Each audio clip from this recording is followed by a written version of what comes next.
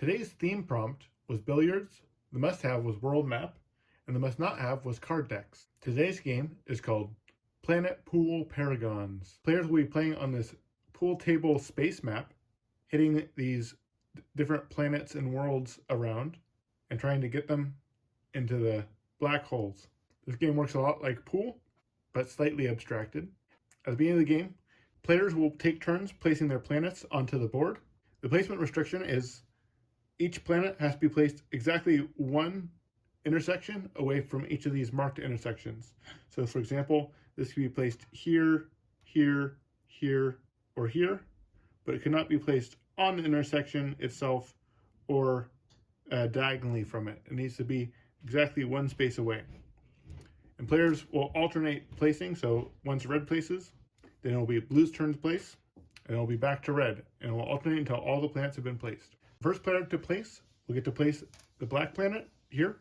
This acts like the 8-ball. You do not want to hit this. Second player to place gets to place the sun, which acts as the cue ball, using the same placement restrictions, and then the game can begin. To make a shot, player creates a line from the pool ball, the sun, to any one of their planets, always going from the center of each. So for this example, red might decide to shoot this direction.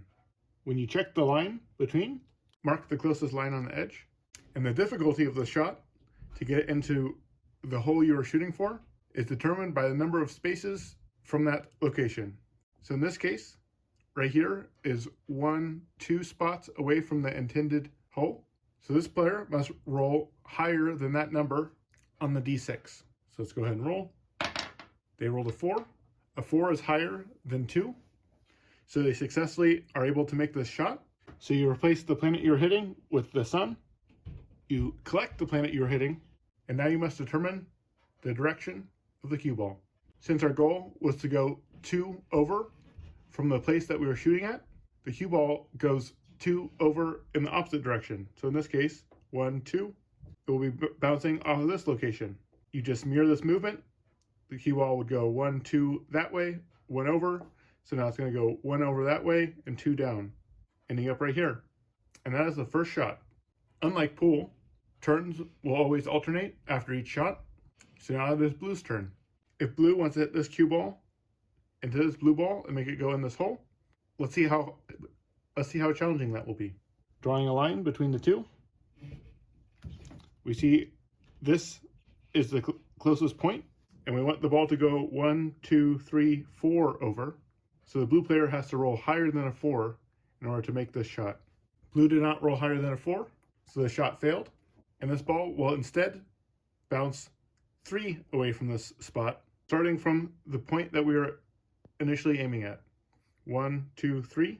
So this ball will hit here instead and bounce off just the same way that the cue ball bounced off the wall. Our sun will still go to the original location of the ball we were hitting and will bounce off similarly to how we did it before. 1, 2, 3. This will cause our cue ball to bounce off this way and collide with this ball. We'll move 1 in either direction. The person who decides what direction it goes is the player who did not make the shot. In this case, the red player is deciding that the ball will go this way. Whenever a player is trying to make a shot, and there are 2 balls that are next to each other, either a cue ball next to a normal ball, or 2 balls next to each other like this, that will increase the difficulty by 1, meaning you have to roll 1 higher than you normally would have to. Once the player's gotten all their colored planets into the black holes, then they must hit the final black planet into one of the black holes to win the game.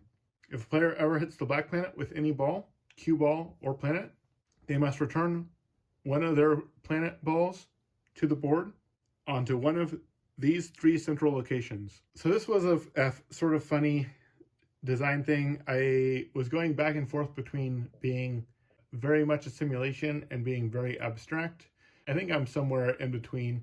I think it's probably still a little bit more simulation than abstract than what I would want, but it's interesting to try and create a game based on a dexterity game that is not a dexterity game. One other aspect that I didn't explain here is I think I like the idea of having backspin be an option where you could choose to not have the cue ball continue past the point of collision. So you just move that sun onto the space of the piece that you were hitting, and you wouldn't move the cue ball after the other piece moved. But I was also a little bit cheeky in my use of world map. Thanks for watching.